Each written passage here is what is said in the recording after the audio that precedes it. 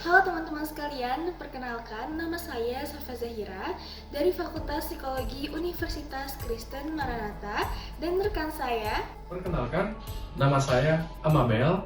Saya dari Fakultas Psikologi Universitas Kristen Maranatha.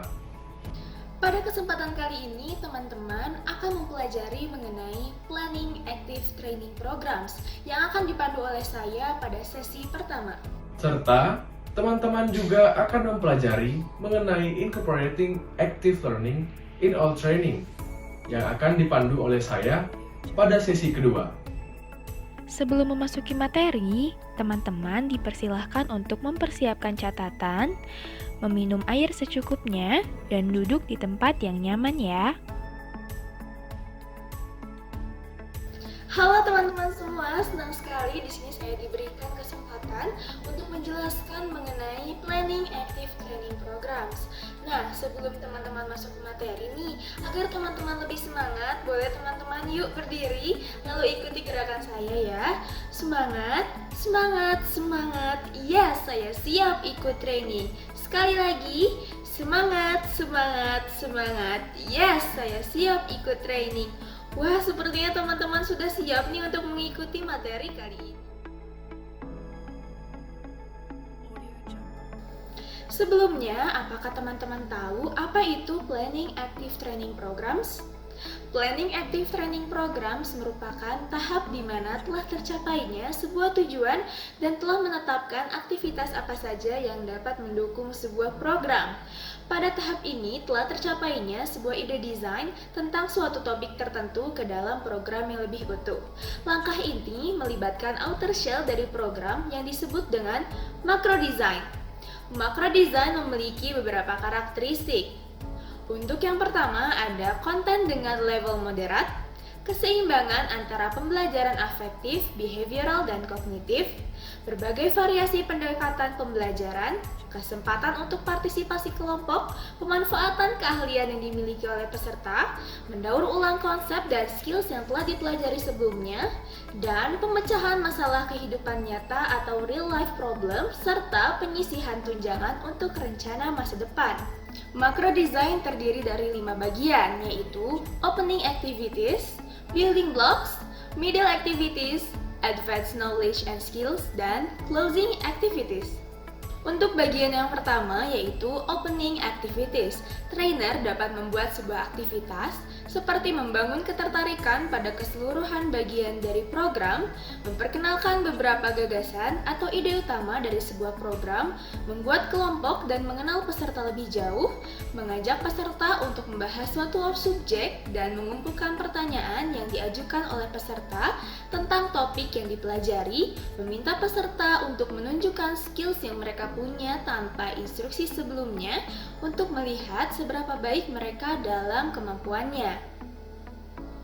Kemudian untuk bagian yang kedua adalah building blocks.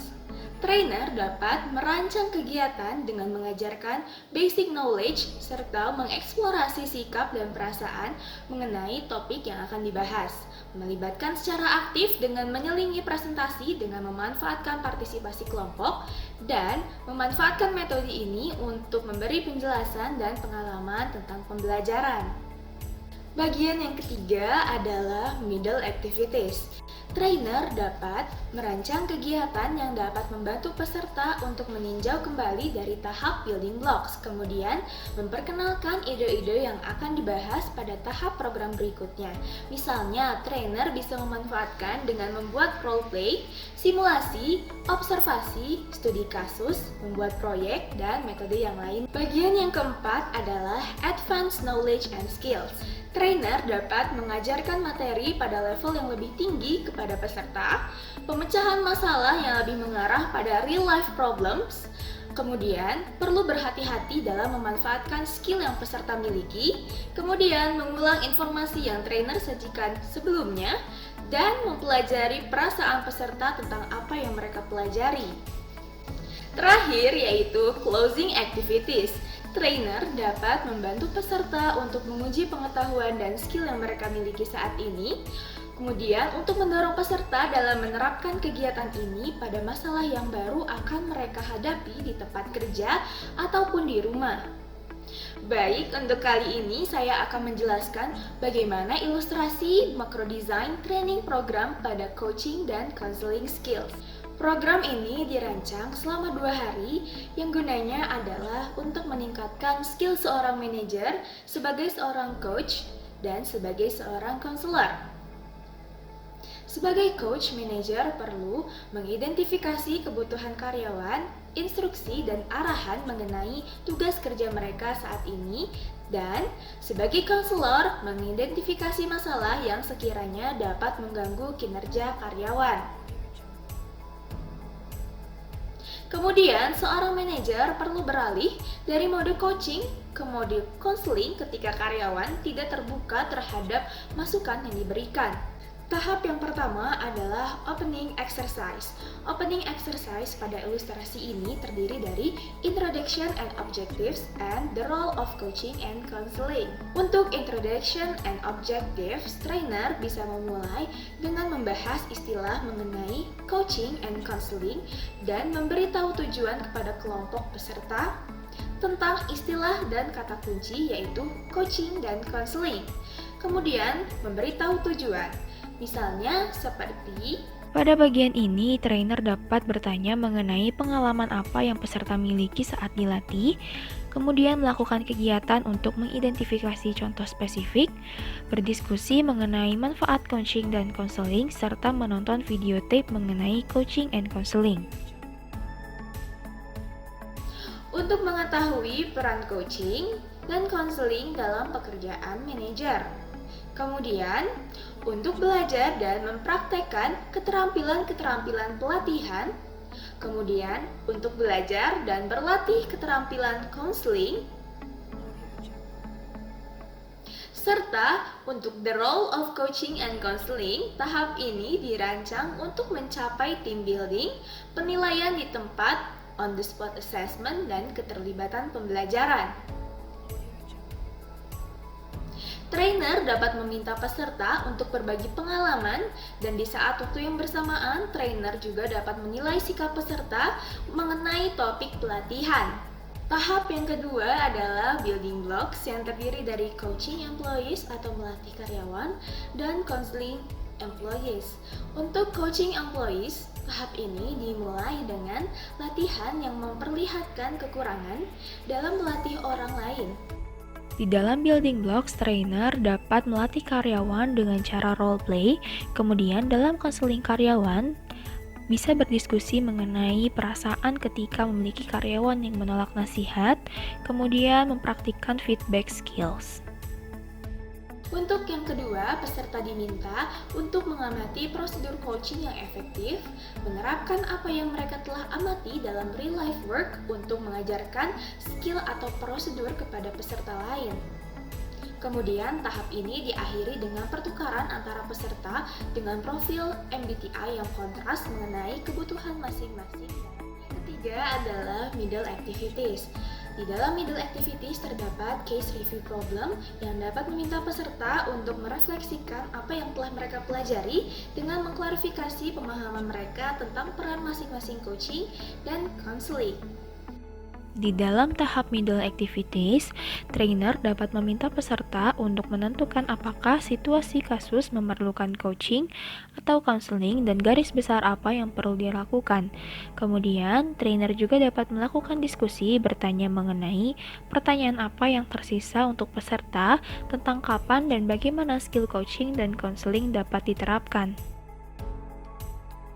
Tahap yang keempat adalah advanced skills. Tahap ini berguna untuk memproses perasaan yang muncul dan melatih skill yang sulit. Dua kegiatan terakhir menjelaskan bahwa coaching dan counseling merupakan gabungan dari elemen efektif dan perilaku.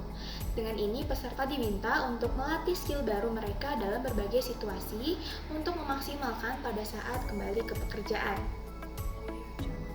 Di dalam tahap advanced skills, trainer dapat mendemonstrasikan menghadapi kemarahan dan perlawanan, kemudian dapat mendemonstrasikan untuk memotivasi kinerja yang lebih tinggi, kemudian meminta peserta untuk perform, mengkritik, dan mengulang role play dari berbagai situasi coaching and counseling.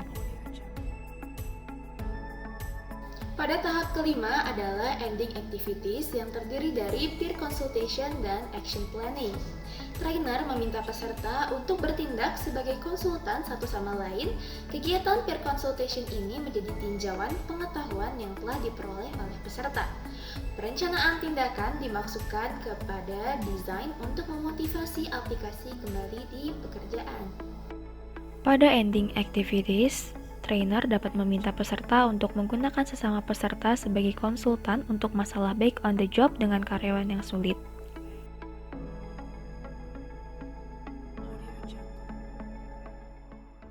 Nah, sekarang kita akan istirahat terlebih dahulu dengan bermain games ya teman-teman.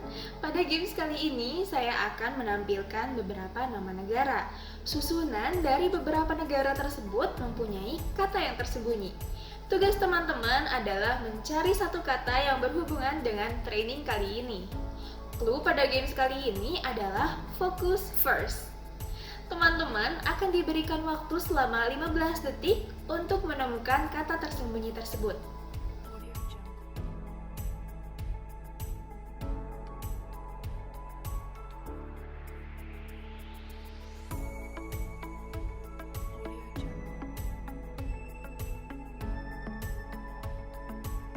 Soal yang kedua, sama seperti instruksi sebelumnya.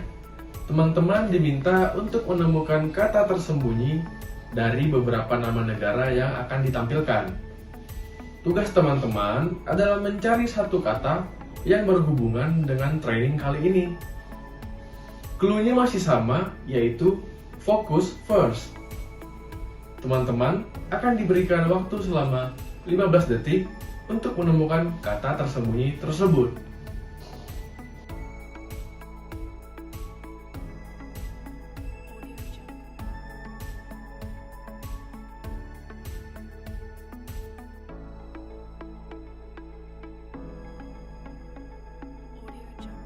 Dari kedua kata yang ditemukan, jika digabung, kira-kira akan menghasilkan kata apa ya? Bagi teman-teman yang sudah menemukan jawabannya, boleh dijawab di kolom komentar ya, dengan format nama, NRP, dan jawabannya.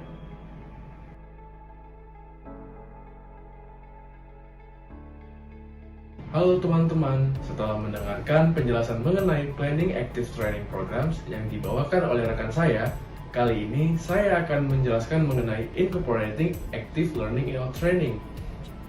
Sebelum masuk materi, agar teman-teman lebih semangat lagi, yuk teman-teman boleh bangkit berdiri, lalu ikuti gerakan saya ya. Semangat, semangat, semangat, yes saya siap ikut training. Sekali lagi ya teman-teman, semangat, semangat, semangat, yes saya siap ikut training.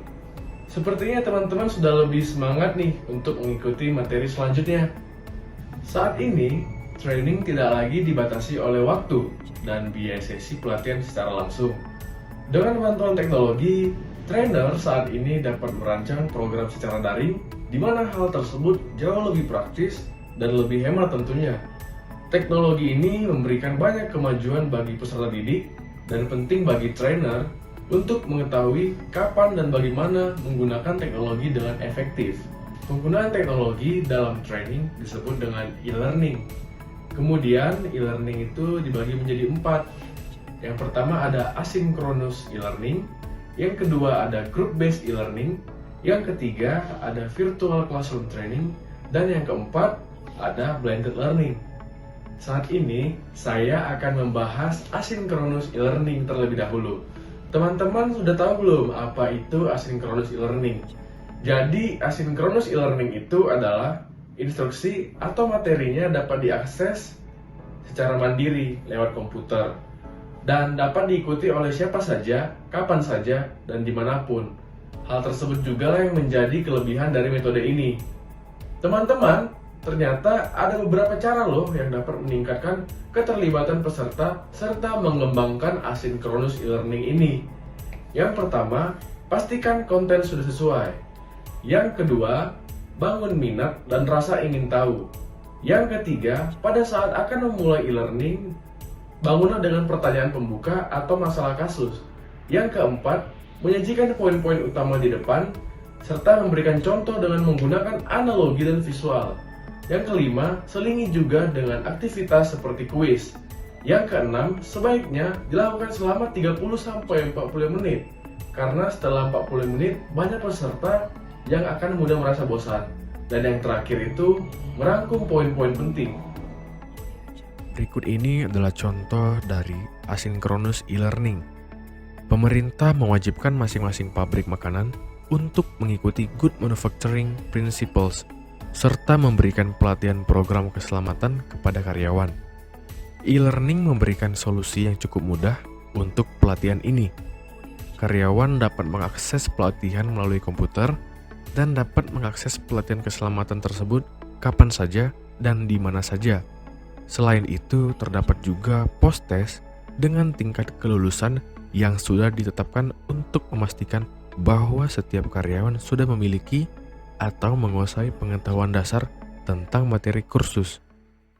Selanjutnya ada group based e-learning. Metode ini tidak mengharuskan peserta secara fisik harus berada di tempat yang sama untuk kegiatan pembelajaran tersebut. Namun, pelatihan dilaksanakan dengan waktu yang sama. Group based e-learning terbagi menjadi 3. Yang pertama, webcast. Yang kedua, webinar. Dan yang ketiga, yaitu video training. Kita akan membahas webcast terlebih dahulu. Sebelumnya, webcast adalah acara audiovisual yang dapat diakses hanya melalui komputer dan saluran panggilan konferensi. Biasanya didasarkan pada komunikasi satu arah. Beberapa webcast direkam dan dapat diakses di internet di lain waktu, sehingga dari pembelajaran yang sinkron menjadi pengalaman yang asinkron. Berikut adalah beberapa cara yang dapat digunakan dalam webcast untuk menciptakan pengalaman belajar yang lebih aktif. Yang pertama, memberi instruksi yang menunjukkan bagaimana seharusnya peserta membuat catatan selama webcast. Yang kedua, menyiapkan pertanyaan yang akan diberikan kepada peserta. Yang ketiga, memberikan kesempatan kepada peserta untuk mengajukan pertanyaan kepada pembicara dengan sudut pandang yang berbeda. Contohnya, seperti acara-acara atau berita yang ditayangkan di televisi secara live, yang terkadang di tengah atau di akhir acara dapat berhubungan langsung dengan penonton lewat panggilan conference. Selanjutnya, kita akan membahas webinar.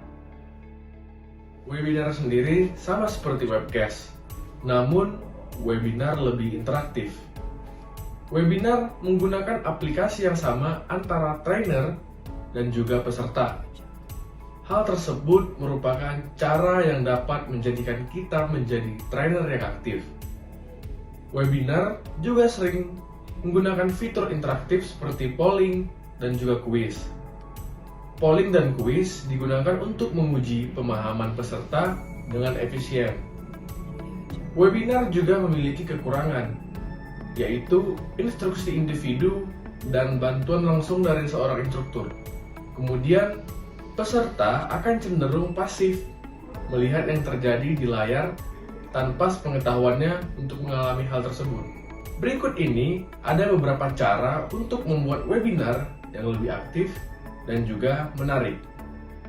Yang pertama, pastikan tulisan, warna, dan grafik dari slide terkonsep dengan baik dan pas, sehingga peserta tertarik. Yang kedua, membuat kegiatan seperti kuis atau melakukan polling di tengah-tengah sesi. Yang ketiga, membagi jadwal belajar webinar menjadi 2 sesi atau beberapa sesi sehingga peserta tidak merasa jenuh. Contohnya, dalam suatu webinar, narasumber akan menjelaskan materi terlebih dahulu. Lalu di tengah-tengah terdapat kuis yang dapat dijawab langsung atau dapat menggunakan polling. Selanjutnya, kita akan membahas bagian yang terakhir dari group based e-learning, yaitu video training. Video training merupakan acara training yang dibuat di dalam suatu studio lengkap dengan peralatan produksi serta menggunakan kamera dari berbagai angle. Dalam hal ini, trainer harus terbiasa melihat ke kamera saat mereka menyampaikan instruksi. Video training sendiri akan memberikan pengalaman belajar yang berkualitas tinggi bagi para pesertanya. Namun, salah satu kekurangan dari video training ini adalah biaya dari alat-alat atau fasilitas rekamannya cukup mahal. Berikut ini adalah beberapa cara yang dapat dilakukan untuk membuat video training lebih baik lagi. Yang pertama, lakukan latihan dan persiapan yang matang. Yang kedua, meningkatkan keterlibatan peserta. Yang ketiga, menggunakan visual yang menarik. Yang keempat, menemukan alternatif kegiatan belajar seperti studi kasus, demonstrasi, dan kelompok belajar. Yang kelima, menyusun kegiatan secara sistematis. Contoh dari video training ini, trainer secara live menjelaskan materi di sebuah studio dengan menggunakan peralatan kamera yang lengkap. Selanjutnya, kita masuk pada bagian ketiga dari e-learning, yaitu virtual classroom training. Trainer dapat membuat ruangan kelas virtual melalui platform perangkat lunak yang dapat mendukung kursus secara online. Metode ini dapat memungkinkan trainer untuk menciptakan peluang yang lebih menarik dan efektif untuk memperluas jangkauan pembelajaran. Selain pembelajaran secara tatap muka, virtual classroom menyediakan chat room, online whiteboard, dan email. Trainer juga dapat mencatat apa saja keperluan yang perlu dipersiapkan saat online dan mempersiapkan kemungkinan yang berbeda dalam merencanakan virtual course sendiri. Ada beberapa cara agar dapat membuat virtual classroom menjadi aktif, antara lain: yang pertama, memikirkan tujuan pembelajaran. Yang kedua, menggunakan papan diskusi asinkron. Yang ketiga, menggunakan polling.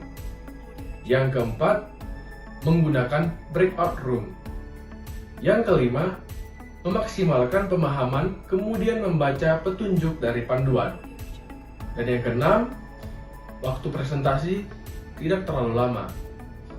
Contoh dari virtual classroom training adalah Zoom Meeting, di mana kita sehari-hari sering menggunakan aplikasi Zoom Meeting ini. Kemudian, Zoom Meeting juga memiliki beberapa fitur, yaitu chat room, yang berfungsi untuk bertanya dan berpendapat. Selain itu, terdapat juga fitur lainnya pada Zoom Meeting, yaitu Virtual Whiteboard Online. Ini adalah blended learning. Blended learning menawarkan pengurangan biaya pelatihan dan tidak menghabiskan waktu yang banyak dengan peer-to-peer interaction. Sesuai dengan namanya, yaitu blended learning, trainer dapat menggunakan e-learning untuk menyampaikan konten informasi, menilai kinerja, dan memberikan umpan balik. Kemudian, konten yang disediakan sebelum bagian kelas dinamakan hybrid of blended learning.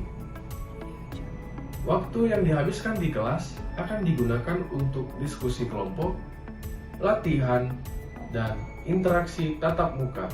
Terdapat beberapa cara untuk membuat kelas campuran ini menjadi aktif, yaitu pada bagian before the course. Yang pertama, melakukan pretest kepada peserta. Yang kedua, memberikan kasus yang harus dibaca dan direnungkan. Yang ketiga, meminta peserta untuk mengirimkan survei. Pada bagian during the course, yang pertama, melibatkan peserta dalam latihan. Yang kedua, memperluas simulasi pengembangan produk, manajemen proyek, penjualan, dan keuangan. Dan yang terakhir, pada bagian after the course, yang pertama, membuat panduan diskusi. Yang kedua, menggunakan template game.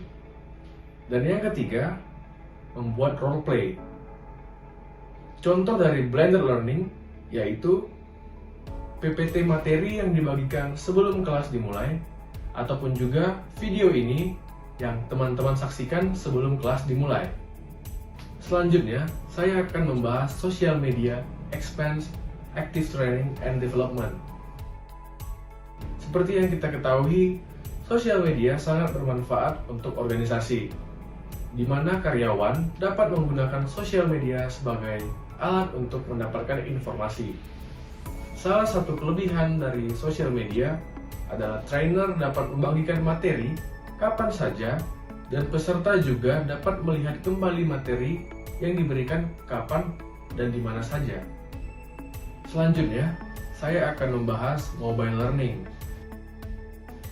Mobile learning merupakan pembelajaran yang dilakukan melalui perangkat seluler seperti smartphone atau tablet.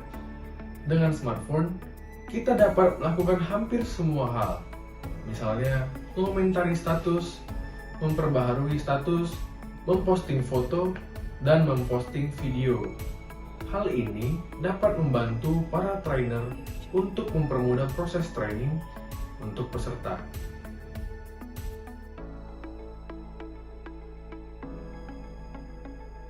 Pada bagian kali ini, saya akan mereview kembali apa itu Planning Active Training Programs.